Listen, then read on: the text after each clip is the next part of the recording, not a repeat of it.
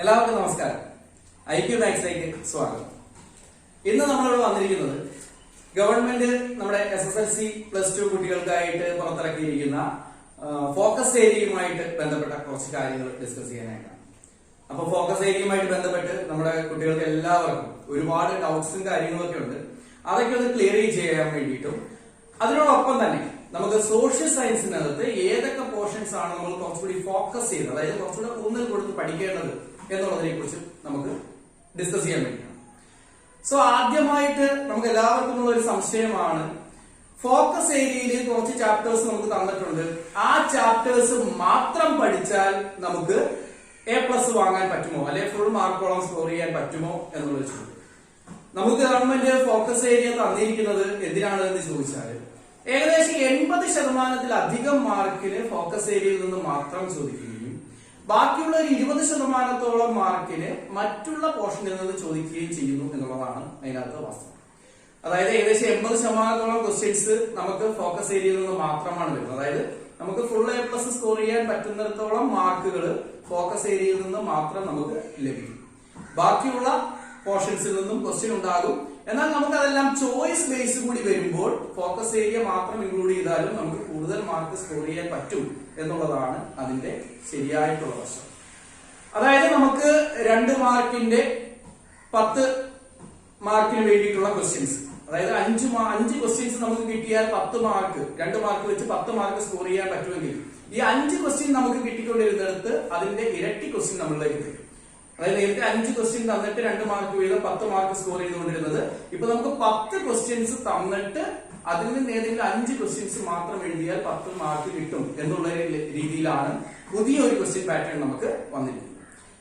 ഈ 10 ക്വസ്റ്റ്യൻ നമുക്ക് തരുമ്പോൾ അതിനകത്ത് ഏറ്റവും പ്രധാനമായിട്ട് നമ്മൾ ശ്രദ്ധിക്കേണ്ടത് ഫോക്കസ് ഏരിയയിൽ നിന്നായിരിക്കും ഏറ്റവും കൂടുതൽ ക്വസ്റ്റ്യൻ വരുന്നു എന്നുള്ളതാണ്. 10 ക്വസ്റ്റ്യൻ വരുമ്പോൾ 5ഓ അതിലധികം ക്വസ്റ്റ്യൻ ഫോക്കസ് ഏരിയയിൽ നിന്ന് മാത്രമായിട്ട് വരുമ്പോൾ നമുക്ക് ആ ഒരു ഫോക്കസ് ഏരിയയിൽ നിന്ന് പഠിച്ചിട്ട് പോയി കഴിഞ്ഞാൽ ഏറ്റവും കൂടുതലും നമുക്ക് 10 മാർക്കിന് വേണ്ടിയിട്ടുള്ളത് ആ ഫോക്കസ് ഏരിയയിൽ നമ്മൾ പഠിച്ചിട്ട് പോയത് തന്നെ എഴുതാൻ സാധിക്കും എന്നുള്ളതാണ് നമുക്ക് കിട്ടുന്ന ഏറ്റവും വലിയൊരു പ്ലസ് പോയിന്റ് എന്ന് പറയുന്നത്.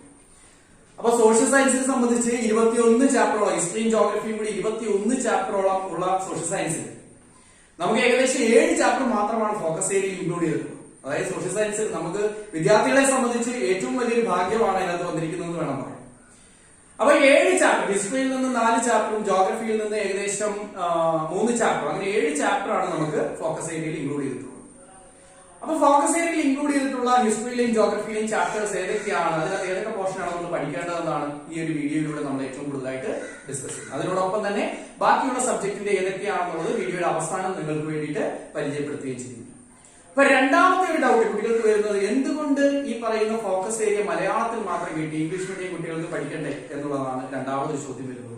അപ്പൊ അതിനുള്ള മറുപടി എന്ന് പറഞ്ഞാൽ ഫോക്കസ് ഏരിയയുടെ സർക്കുലർ, ഇറങ്ങിയിട്ടുള്ള സർക്കുലർ എന്ന് പറഞ്ഞാൽ അത് അധ്യാപകർക്ക് വേണ്ടിയുള്ളതാണ്. അധ്യാപകർ അത് നിങ്ങൾ വിദ്യാർത്ഥികൾ അതിനെക്കുറിച്ചുള്ള സംശയങ്ങൾ ചോദിക്കുന്ന സമയത്ത് അല്ലെ അധ്യാപകർ നിങ്ങളിലേക്ക് അതിന് ഇംഗ്ലീഷ് പോർഷൻസ് ഏതൊക്കെയാണ് വേണ്ടത്, നിങ്ങൾ പഠിക്കേണ്ടതെന്നുള്ളത് നിങ്ങളിലേക്ക് എത്തിച്ചു തരും. അപ്പൊ നിങ്ങൾ അതൊന്നും പേടിക്കേണ്ട ആവശ്യമില്ല. നിങ്ങൾ ചോദിക്കുന്നതനുസരിച്ചും അല്ലാതെയും അധ്യാപകര് നിങ്ങൾ പഠിക്കേണ്ട പോർഷൻ ഏതൊക്കെയാണ്, ഇംഗ്ലീഷ് മീഡിയം കുട്ടികൾക്ക് വേണ്ടിയിട്ട് പഠിക്കേണ്ടത് ഏതൊക്കെയാണെന്ന് വ്യക്തമായിട്ട് നിങ്ങളിലേക്ക് എത്തിക്കും. അപ്പൊ നമ്മുടെ വീഡിയോ കാണുന്ന നിങ്ങൾക്ക് വേണ്ടിയിട്ട് നമ്മൾ ഈ പറഞ്ഞ സോഷ്യൽ സയൻസിലെ ഫോക്കസ് ഏരിയ ഏതൊക്കെയാണ് എന്ന് കുറച്ച് വ്യക്തമായിട്ട് പറഞ്ഞു തരാൻ വേണ്ടിയിട്ടാണ് ഇന്ന് നമ്മൾ വന്നിരിക്കുന്നത്. അപ്പൊ നമുക്ക് സോഷ്യൽ സയൻസിലേക്ക് പോകാം. അപ്പൊ ആദ്യം തന്നെ നമ്മൾ ഹിസ്റ്ററിയിൽ 4 ചാപ്റ്റേഴ്സ് ആണ് ഫോക്കസ് ഏരിയയിലേക്ക് ഇൻക്ലൂഡ് ചെയ്തിരിക്കുന്നത്. 4 ചാപ്റ്റേഴ്സ് എന്ന് പറയുമ്പോൾ ഒന്ന് revolution that influence the world, ലോകത്തെ സ്വാധീനിച്ച വിപ്ലവങ്ങൾ എന്ന് പറയുന്ന ഒരു ചാപ്റ്റർ. രണ്ടാമത് പറയുമ്പോ സമരവും സ്വാതന്ത്ര്യവും, അതായത് ഫ്രീഡം ആൻഡ് സ്ട്രഗിൾ എന്ന് പറയുന്ന രണ്ടാമത്തെ ചാപ്റ്റർ. ദെൻ സ്വാതന്ത്ര്യാനന്തര ഇന്ത്യ ആഫ്റ്റർ ഇൻഡിപെൻഡൻസ് എന്ന് പറയുന്ന 3ാമത്തെ ചാപ്റ്റർ. പിന്നീട് പൊതുഭരണം അല്ലെങ്കിൽ പബ്ലിക് അഡ്മിനിസ്ട്രേഷൻ എന്ന് പറയുന്ന 4 ചാപ്റ്ററാണ് ഹിസ്റ്ററിയിൽ നമുക്ക് ഇൻക്ലൂഡ് ചെയ്തിരിക്കുന്നത്. അപ്പൊ അതിനകത്ത് ലോകത്തെ സ്വാധീനിച്ച വിപ്ലവങ്ങൾ അല്ലെങ്കിൽ revolution that influence the world എന്ന് പറയുന്ന ചാപ്റ്ററിലേക്ക് വരുമ്പോൾ ആ ചാപ്റ്ററിൽ ഏറ്റവും പ്രധാനമായിട്ട് 3 ടോപ്പിക്കുകൾ നമ്മൾ മാക്സിമം കവർ ചെയ്യും. ഫോക്കസ് ഏരിയ ആയിട്ട് വന്നിരിക്കുന്നത് 3 ടോപ്പിക്കുകളാണ്. ഒന്ന് അമേരിക്കൻ വാർ ഓഫ് ഇൻഡിപെൻഡൻസ്, അമേരിക്കയുടെ സ്വാതന്ത്ര്യ സമരം. 2 ഫ്രഞ്ച് റെവല്യൂഷൻ, ഫ്രഞ്ച് വിപ്ലവം. 3 റഷ്യൻ റെവല്യൂഷൻ, റഷ്യൻ വിപ്ലവം. അപ്പോ അമേരിക്കൻ വാർ ഓഫ് ഇൻഡിപെൻഡൻസും ഫ്രഞ്ച് റെവല്യൂഷനും റഷ്യൻ റെവല്യൂഷനുമാണ് 1ാമത്തെ ചാപ്റ്ററിൽ നിന്ന് നമുക്ക് ഏറ്റവും കൂടുതലായിട്ട് പഠിക്കുന്നത്. ആ 3 ടോപ്പിക്കുകൾ നല്ല രീതിയിൽ പഠിച്ചിട്ട് പോയാൽ ആ ടോപ്പിക്കുകളിൽ നിന്നായിരിക്കും ഏറ്റവും കൂടുതലായിട്ടുള്ള ക്വസ്റ്റ്യൻസ് നമുക്ക് വരുന്നത്. രണ്ടാമതെന്ന് പറഞ്ഞത് ഫ്രീഡം ആൻഡ് സ്ട്രഗിൾ എന്ന് പറയുന്ന ചാപ്റ്റർ ആണ്. ഫ്രീഡം ആൻഡ് സ്ട്രഗിൾ എന്ന് പറയുന്ന ചാപ്റ്ററിൽ നിന്ന് 5 പോർഷൻസ് ആണ് നമുക്ക് പഠിക്കാനുള്ളത്. അതായത് ഏർലി സ്ട്രഗിൾസ് ഓഫ് മഹാത്മാഗാന്ധി, അതായത് മഹാത്മാഗാന്ധിയുടെ ആദ്യകാല സമരങ്ങളെ കുറിച്ചും, then non corporation movement and khilafat movement എന്ന് പറയുന്ന ടോപ്പിക്കിനെ കുറിച്ചും, then പൂർണ്ണ Swaraj and civil disobedient movements, പൂർണ്ണ സ്വരാജും നിയമലംഘന പ്രസ്ഥാനവും സിവിൽ ഡിസൊബീഡിയന്റ് മൂവ്മെന്റ്സും ഒക്കെയാണ് പറയാം. then അടുത്തതായിട്ട് quit India movement, quit India സമരവും നമുക്ക് അതിനകത്ത് പറയാനുണ്ട്. ഏറ്റവും അവസാനം സുഭാഷ് ചന്ദ്രബോസിനെ കുറിച്ചും നമുക്ക് ഫ്രീഡം ആൻഡ് സ്ട്രഗിൾ എന്ന് പറയുന്ന ചാപ്റ്ററിൽ പറയാനുണ്ട്. അടുത്തത് മൂന്നാമത്തെന്ന് പറയുമ്പോൾ ഇന്ത്യ ആഫ്റ്റർ ഇൻഡിപെൻഡൻസ് അല്ലെങ്കിൽ സ്വാതന്ത്ര്യാനന്തര ഇന്ത്യ എന്ന് പറയുന്ന ഒരു ചാപ്റ്ററാണ് വരുന്നത്. അതിനകത്ത് നമുക്ക് ഇന്റഗ്രേഷൻ ഓഫ് പ്രിൻസ്ലി സ്റ്റേറ്റ്സ്, അതായത് നാട്ടുരാജ്യങ്ങളുടെ സംയോജനം എന്ന് പറയുന്ന ഒരു ടോപ്പിക് ഉണ്ട്. അതിനുശേഷം achievements in the science and technology, ശാസ്ത്ര സാങ്കേതിക വിദ്യയിലെ നേട്ടങ്ങൾ എന്ന് പറയുന്ന ഒരു ടോപ്പിക് ഉണ്ട്. ദെൻ എഡ്യൂക്കേഷനും ഫോറിൻ പോളിസി, വിദ്യാഭ്യാസവും വിദേശ നയവും. ഈ 4 ടോപ്പിക്കുകളാണ് ഇന്ത്യ ആഫ്റ്റർ ഇൻഡിപെൻഡൻസ് എന്ന് പറയുന്ന ചാപ്റ്ററിൽ നിന്ന് നമുക്ക് ഫോക്കസ് പോയിന്റുകളായിട്ട് തന്നിരിക്കുന്നത്. ദെൻ ഫൈനലി പബ്ലിക് അഡ്മിനിസ്ട്രേഷൻ അല്ലെങ്കിൽ പൊതുഭരണം എന്ന് പറയുന്ന ചാപ്റ്റർ പറയുന്നുണ്ട്. അതിനകത്ത് പബ്ലിക് അഡ്മിനിസ്ട്രേഷൻ എന്താണെന്ന് ചോദിക്കുന്നുണ്ട്. Then importance of public administration, പൊതുഭരണത്തിന്റെ ഇമ്പോർട്ടൻസ്, പ്രാധാന്യത്തെ കുറിച്ച് പറയുന്നുണ്ട്. ദെൻ ക്യാരക്ടറിസ്റ്റിക്സ് ഓഫ് ബ്യൂറോക്രസി, ബ്യൂറോക്രസിയുടെ സവിശേഷതകൾ, ഉദ്യോഗസ്ഥ വൃന്ദത്തിന്റെ സവിശേഷതകളെ കുറിച്ച് പറയുന്നുണ്ട്. ദെൻ ഇന്ത്യൻ സിവിൽ സർവീസിനെ കുറിച്ച് പറയുന്നുണ്ട്. ഇ ഗവേണൻസിനെ കുറിച്ച് പറയുന്നുണ്ട്. ഇത്രയും പോർഷൻസ് ആണ് ഹിസ്റ്ററിയിൽ നിന്ന് നമുക്ക് ഉള്ളത്. അപ്പൊ 4 ചാപ്റ്റർ ആണ്. ഒന്ന് revolution that influence the world, 2 freedom and struggle എന്ന് പറയുന്ന chapter, 3 public administration, 4 India after independence എന്നിങ്ങനെ 4 ചാപ്റ്റേഴ്സ് ആണ് നമുക്ക് ഹിസ്റ്ററിയിൽ നിന്ന് പറയുന്നത്. ദെൻ ജോഗ്രഫിയിലേക്ക് വരുമ്പോൾ ജോഗ്രഫിയിൽ ആകെ 10 ചാപ്റ്റേഴ്സ് ഉള്ളതിൽ നിന്ന് 3 ചാപ്റ്റേഴ്സ് മാത്രമാണ് നമുക്ക് ഫോക്കസ് ഏരിയയിലേക്ക് തന്നിരിക്കുന്നത്. അവിടെ 3 ചാപ്റ്റേഴ്സ് എന്ന് പറയുമ്പോൾ ഒന്നാമത്തെ ചാപ്റ്റർ, അതായത് ജോഗ്രഫി ടെക്സ്റ്റ് ബുക്കിലെ ഫസ്റ്റ് പാർട്ടിലെ ഫസ്റ്റ് ചാപ്റ്റർ, ഋതുഭേദങ്ങളും സമയവും അല്ലെങ്കിൽ സീസൺസ് ആൻഡ് ടൈം എന്ന് പറയുന്ന ചാപ്റ്റർ. രണ്ടാമത് human resource development in India, മാനവ വിഭവശേഷി വികസനം ഇന്ത്യയിൽ എന്ന് പറയുന്ന 3ാമത്തെ ചാപ്റ്റർ ആണ്. ടെക്സ്റ്റ് ബുക്കിലെ 3ാമത്തെ ചാപ്റ്റർ തന്നിരിക്കുന്നു. ദെൻ സെക്കൻഡ് പാർട്ട് ടെക്സ്റ്റ് ബുക്കിലെ 2ാമത്തെ ചാപ്റ്റർ, അതായത് ടോട്ടൽ ചാപ്റ്റേഴ്സ് എടുത്ത 7th chapter India the land of diversities എന്ന് പറയുന്ന ചാപ്റ്റർ, വൈവിധ്യങ്ങളുടെ ഇന്ത്യ എന്നിങ്ങനെ 3 ചാപ്റ്റേഴ്സ് ആണ് നമുക്ക് എക്സാമിന് ജോഗ്രഫി പോർഷനിൽ നിന്ന് ഫോക്കസ് ഏരിയയിലേക്ക് തന്നിരിക്കുന്നത്. അപ്പൊ ഈ ഓരോ ചാപ്റ്റേഴ്സിലും ഏതൊക്കെ പോർഷൻസ് ആണ് നമുക്ക് പഠിക്കേണ്ടത് എന്ന് നമുക്കൊന്ന് വിലയിരുത്താം.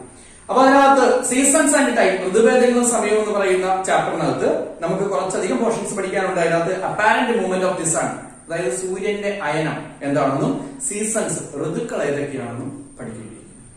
ദെൻ റൊട്ടേഷനും ടൈം കാൽക്കുലേഷനും, ഭൂമിയുടെ ഭ്രമണം അത് ബേസ് ചെയ്തുകൊണ്ട് സമയം കണക്കാക്കുന്നത് എങ്ങനെയാണ്. അപ്പൊ സമയമൊക്കെ കണക്കാക്കുന്നതുമായിട്ട് ബന്ധപ്പെട്ട് നമ്മൾ ജോഗ്രഫിയുടെ കുറച്ചധികം പോർഷൻസ് നമ്മൾ നേരത്തെയൊക്കെ വീഡിയോ ചെയ്തിട്ടുണ്ട്. ആ വീഡിയോ ഒക്കെ നമ്മുടെ ചാനലിൽ അവൈലബിൾ ആണ്. അത് വേണം എന്നുള്ളവർക്ക് നമ്മൾ ചെയ്തിട്ടുള്ള വീഡിയോസ് എല്ലാം ഡിസ്ക്രിപ്ഷൻ ബോക്സിലും അതേപോലെ തന്നെ നമ്മുടെ കമന്റ് ബോക്സിലും പിൻ ചെയ്ത് വെച്ചിട്ടുണ്ട്.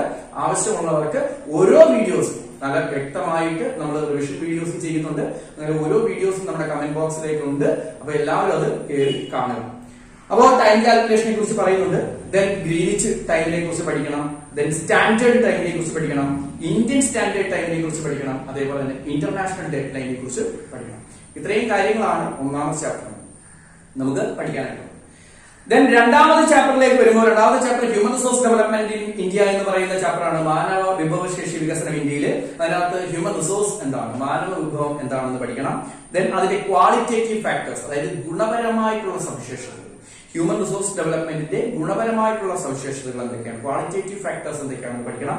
Then education and human resource development, വിദ്യാഭ്യാസവും മാനവ വിഭവശേഷി വികസനവും എന്ന് പറയുന്ന ഒരു ടോപ്പിക് ഉണ്ട്. അതിനകത്ത് എഡ്യൂക്കേഷനുമായി ബന്ധപ്പെട്ട കുറെ പ്രൊജക്റ്റും അതിന്റെ കുറച്ച് ഗോൾസും നമുക്ക് തന്നിട്ടുണ്ട്. കുറെ പ്രൊജക്ടുകൾ അതിന്റെ ലക്ഷ്യങ്ങളൊക്കെ തന്നിട്ടുണ്ട്. അത് വളരെ ക്ലിയർ ആയിട്ട് പഠിക്കേണ്ടിയിരിക്കുന്നു. And at last human resource development and health care, അതായത് മാനവ വിഭവശേഷി വികസനവും ആരോഗ്യ പരിപാലനവും എന്ന് പറയുന്ന ടോപ്പിക് ഉണ്ട്. അതും നമുക്ക് ഈ ചാപ്റ്ററിൽ ഫോക്കസ് ഏരിയയിൽ ഇൻക്ലൂഡ് ചെയ്തിട്ടുണ്ട്. ദെൻ ഫൈനലി നമുക്ക് ഏറ്റവും വലിയൊരു ചാപ്റ്റർ ആണ് India the land of diversities, വൈവിധ്യങ്ങളുടെ ഇന്ത്യ എന്ന് പറയുന്ന ചാപ്റ്റർ. ആ ചാപ്റ്ററിൽ നിന്ന് കുറച്ചധികം പോർഷൻസ്, വളരെ കൂടുതൽ പോർഷൻസ് നമുക്ക് ആ ചാപ്റ്ററിൽ നിന്നാണ്. വളരെ ലെങ്തി ആയിട്ടുള്ള ഒരു ചാപ്റ്റർ ആണ്. ആ ചാപ്റ്ററിൽ നിന്ന് നമുക്ക് കുറച്ചധികം പോർഷൻസ് തന്നിരിക്കുന്നു. അതിനകത്ത് നമ്മൾ ഇൻ ദ ഹിമാലയാസ്, ഹിമാലയ പർവ്വതത്തെ കുറിച്ച് പഠിക്കണം. അതിനകത്ത് തന്നെ trans Himalayas, Himalayas, eastern highlands എന്ന് 3ആയിട്ട് നമ്മൾ തരംതിരിച്ചിട്ടുണ്ട് ഹിമാലയ പർവ്വതത്തെ. ആ 3 പർവ്വതങ്ങളെ കുറിച്ച്, ട്രാൻസ് ഹിമാലയാസ് എന്താണ്, ഹിമാലയാസ് എന്താണ്, അതേപോലെ തന്നെ ഈസ്റ്റേൺ ഹൈലൈറ്റ്സ് എന്താണെന്ന് പറയുന്നു. Then significance of northern mountain, ഉത്തര പർവ്വത മേഖലയുടെ പ്രാധാന്യം, നോർത്തേൺ മൗണ്ടെയിൻസ് എങ്ങനെയൊക്കെയാണ് ഹ്യൂമൻ ലൈഫിന് പ്രയോജനം ചെയ്യുന്നത് എന്നുള്ളത് ഒരു കുറച്ച് പോയിന്റ് ബേസ് ആയിട്ട് ചാപ്റ്ററിൽ കൊടുത്തിട്ടുണ്ട്. ആ പോയിന്റുകൾ 5 പോയിന്റുകളോളം ഉണ്ട്. ആ 5 പോയിന്റുകൾ വളരെ ക്ലിയർ ആയിട്ട് പഠിക്കുക. ദെൻ അതിനുശേഷം വരുമ്പോ നമുക്ക് ഹിമാലയൻ റിവേഴ്സിനെ കുറിച്ച് പഠിക്കാനുണ്ട്. ഹിമാലയൻ റിവേഴ്സ് പ്രധാനമായിട്ടും 3 എണ്ണമാണ്: ഇൻഡസ്, ഗംഗ, ബ്രഹ്മപുത്ര. ആ റിവേഴ്സിന്റെ സോഴ്സ് ഓഫ് ഒറിജിൻ, ദെൻ അതിന്റെ ലെങ്ത്, അത് ഇന്ത്യയിലൂടെ എത്ര കിലോമീറ്റേഴ്സ് ഒഴുകുന്നുണ്ട്, അത് അവസാനം എവിടെ പോയാണ് മെർജ് ചെയ്യുന്നത്, അങ്ങനെയൊക്കെയുള്ള ഏതൊക്കെ സ്റ്റേറ്റുകളിലൂടെയാണ് അത് ഒഴുകുന്നത്, അങ്ങനെയൊക്കെയുള്ള കുറച്ച് കാര്യങ്ങൾ പറയുന്നുണ്ട്.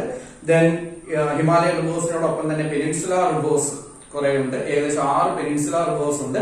ആ പറഞ്ഞവയുടെയും ഏതൊക്കെ സ്റ്റേറ്റിലൂടെ ഒഴുകുന്നു, എവിടെ നിന്ന് ഒറിജിനേറ്റ് ചെയ്യുന്നു, അവസാനം എവിടെ പോയി മെർജ് ചെയ്യുന്നു, അതിന്റെ ടോട്ടൽ ലെങ്ത് എത്രയാണ്, അങ്ങനെയുള്ള കുറച്ച് കാര്യങ്ങൾ നമ്മൾ പറയുന്നുണ്ട്. അപ്പൊ ഹിമാലയൻ റിവേഴ്സും പെനിൻസുലാർ റിവേഴ്സും ആ റിവേഴ്സിനെ ക്ലാസിഫൈ ചെയ്യുന്ന ഒരു ബോക്സിനകത്ത് ക്ലാസിഫൈ ചെയ്തുകൊണ്ട് തന്നെ നമുക്ക് ടെക്സ്റ്റ് ബുക്കിൽ കൊടുത്തിട്ടുണ്ട്. അതുകൂടി പഠിക്കുക. ദെൻ അതിനുശേഷം ഈസ്റ്റ് കോസ്റ്റൽ പ്ലെയിനും വെസ്റ്റ് കോസ്റ്റൽ പ്ലെയിനും പറയുന്നുണ്ട്. കിഴക്കൻ തീരസമതലവും പടിഞ്ഞാറൻ തീരസമതലവും. ആ ഈസ്റ്റ് കോസ്റ്റൽ പ്ലെയിനെയും വെസ്റ്റ് കോസ്റ്റൽ പ്ലെയിനെയും ക്ലാസിഫൈ ചെയ്തുകൊണ്ടുള്ള ഒരു പോർഷൻ നമ്മുടെ ടെക്സ്റ്റ് ബുക്കിൽ വളരെ ക്ലീൻ ആയിട്ട് തന്നെ കൊടുത്തിട്ടുണ്ട്. അതുകൂടി പഠിക്കുക. ദെൻ പെനിൻസുലാർ പ്ലേറ്റ്, ഉപദ്വീപീയൻ പീഠഭൂമിയെ കുറിച്ച് നമുക്ക് കുറച്ച് കാര്യങ്ങൾ ടെക്സ്റ്റിലുണ്ട്, അതും പഠിക്കുക. ഇത്രയും കാര്യങ്ങളാണ് നമുക്ക് നമ്മുടെ 3ാമത്തെയും അവസാനത്തെയും ചാപ്റ്റർ ആയിട്ടുള്ള India the land of diversities എന്ന് പറയുന്ന ടോപ്പിക്കിൽ ഡിസ്കസ് ചെയ്യും. അപ്പൊ അവയൊന്നും കൂടാതെ നമുക്ക് മാപ്പ് മാർക്കിംഗ്, സോഷ്യൽ സയൻസിന് അത് ഏറ്റവും പ്രധാനപ്പെട്ട ഒരു പോർഷനാണ് മാപ്പ് മാർക്കിംഗ് എന്ന് പറയുന്നത്. മാപ്പ് മാർക്കിംഗ് ഉണ്ട്. മാപ്പ് മാർക്കിംഗും എപ്പോഴും നമുക്ക് India the land of diversities എന്ന് പറയുന്ന ചാപ്റ്ററിനെ ബേസ് ചെയ്തുകൊണ്ടാണ് വരുന്നത്. അപ്പൊ ഈ വർഷവും നമുക്ക് മാപ്പ് മാർക്കിംഗ് പറയുന്നുണ്ട്. മാപ്പ് മാർക്കിംഗിനകത്ത് വരുന്നത് മൗണ്ടെയിൻ റേഞ്ചസ് ആണ് 1ാമത്തെ പോർഷൻ, 2ാമത്തെ പോർഷൻ റിവേഴ്സ് ആണ്, 3ാമത്തെ പോർഷൻ പ്ലേറ്റ്യൂസ് ആണ്. അപ്പൊ 3 കാര്യങ്ങളാണ് മാപ്പ് മാർക്കിംഗിൽ വരും എന്നുള്ള രീതിയിൽ നമുക്ക് ഫോക്കസ് ഏരിയയിൽ തന്നിരിക്കുന്നത്. ഇവ കൂടാതെ പുറത്തു നിന്നും ക്വസ്റ്റ്യൻസ് വരാം. അപ്പൊ ഏറ്റവും പ്രധാനമായിട്ടും മൗണ്ടെയിൻ റേഞ്ചസ്, റിവേഴ്സ്, പ്ലേറ്റ്യൂസ്, ഇത് 3 എണ്ണവുമാണ് നമുക്ക് ഫോക്കസ് ഏരിയയിൽ മാപ്പ് മാർക്കിങ്ങിനായിട്ട് തന്നിട്ടുള്ളത്. അപ്പൊ ഇത് സോഷ്യൽ സയൻസുമായിട്ട് ബന്ധപ്പെട്ട മാത്രം കാര്യങ്ങളാണ്. അപ്പോ ഈ പറഞ്ഞ പോർഷൻസിൽ, ജോഗ്രഫി പോർഷൻസിൽ കുറച്ചധികം പോർഷൻസ് നമ്മൾ ഓൾറെഡി നമ്മുടെ ചാനലിൽ അപ്ലോഡ് ചെയ്തിട്ടുണ്ട്. അപ്പോ എല്ലാവരും ആ വീഡിയോസ് കയറി കാണുക. എല്ലാവർക്കും നല്ല രീതിയിൽ പ്രയോജനം ചെയ്യും. അപ്പൊ ഇനിയും നമുക്ക് തുടർന്നുള്ള ദിവസങ്ങളിൽ ബാക്കിയുള്ള ഓരോ പോർഷൻസും, നമുക്ക് ഫോക്കസ് ഏരിയയിൽ തന്നിരിക്കുന്ന ഓരോ പോർഷൻസും നിങ്ങൾക്ക് പ്രയോജനം ചെയ്യുന്ന രീതിയിൽ നമ്മൾ ഓരോരോ വീഡിയോ, ഓരോ സെഗ്മെന്റുകളായിട്ട് നമ്മൾ അപ്ലോഡ് ചെയ്യും. എല്ലാവരും വളരെ കൃത്യമായിട്ട് അത് കണ്ടാൽ നിങ്ങൾക്ക് എല്ലാവർക്കും നല്ല രീതിയിൽ മാർക്ക് സ്കോർ ചെയ്യാൻ പറ്റും എന്ന് വിശ്വസിക്കുന്നു. അപ്പൊ എല്ലാവരും ആ വീഡിയോസ് കാണുക. അപ്പൊ ഇപ്പൊ നമ്മൾ പറഞ്ഞ ഫോക്കസ് ഏരിയ നമ്മുടെ സോഷ്യൽ സയൻസിന്റെ മാത്രമാണ്. അപ്പൊ ബാക്കിയുള്ള സബ്ജക്റ്റുകളുടെ ഫോക്കസ് ഏരിയ ഈ വീഡിയോയുടെ അവസാനം നിങ്ങൾക്ക് വേണ്ടിയിട്ട് തരുന്നുണ്ട്. എല്ലാവരും വീഡിയോ അവസാനം വരെ കാണുക. അപ്പൊ സോഷ്യൽ സയൻസിന്റെ ഫോക്കസ് ഏരിയ ഞാനിപ്പോ എക്സ്പ്ലെയിൻ ചെയ്തേ ഉള്ളൂ. ബാക്കിയുള്ളതൊക്കെ വീഡിയോയുടെ അവസാനം ഓരോന്നോരോന്നായിട്ട് നിങ്ങൾക്ക് തരുന്നുണ്ട്. പിന്നീട് ഒരു കാര്യം കൂടി പറയാനുള്ളത്, നമ്മുടെ സോഷ്യൽ സയൻസുമായിട്ട് ബന്ധപ്പെട്ട്, ജോഗ്രഫിയുമായി ബന്ധപ്പെട്ട് നമുക്ക് ഒരുപാട് വീഡിയോസ് നമ്മൾ ഓൾറെഡി അപ്ലോഡ് ചെയ്ത് കഴിഞ്ഞു. ഇനിയും നമ്മൾ ഓരോ വീഡിയോസ് അപ്ലോഡ് ചെയ്തുകൊണ്ടേയിരിക്കുന്നു. അപ്പോ അപ്ലോഡ് ചെയ്ത വീഡിയോസിന്റെ ലിങ്കുകൾ ആർക്കെങ്കിലും ആ വീഡിയോസ് വീണ്ടും കാണണമെന്നുണ്ടെങ്കിൽ അത് നമ്മുടെ ഡിസ്ക്രിപ്ഷൻ ബോക്സിലും അതേപോലെ തന്നെ കമന്റ് ബോക്സിലും നിങ്ങൾക്ക് വേണ്ടി അതിന്റെ ലിങ്കുകൾ അവൈലബിൾ ആണ്. എല്ലാവരും അതൊന്ന് ചെക്ക് ചെയ്യുക. എല്ലാവരും ആ വീഡിയോസ് കാണുക. അപ്പൊ ഫോക്കസ് ഏരിയ ബേസ് ചെയ്തുകൊണ്ട് എല്ലാവരും വളരെ നല്ല രീതിയിൽ എക്സാമിന് വേണ്ടി പ്രിപ്പയർ ചെയ്യുക. എല്ലാവർക്കും നല്ല രീതിയിൽ മാർക്ക് സ്കോർ ചെയ്യാൻ സാധിക്കട്ടെ. എല്ലാവർക്കും ഫുൾ A+ സ്കോർ ചെയ്യാൻ സാധിക്കട്ടെ എന്ന് പ്രാർത്ഥിച്ചുകൊണ്ട് അടുത്ത വീഡിയോയുമായിട്ട് വീണ്ടും വരാം എന്ന് പറഞ്ഞുകൊണ്ട് നിർത്തുന്നു. നന്ദി.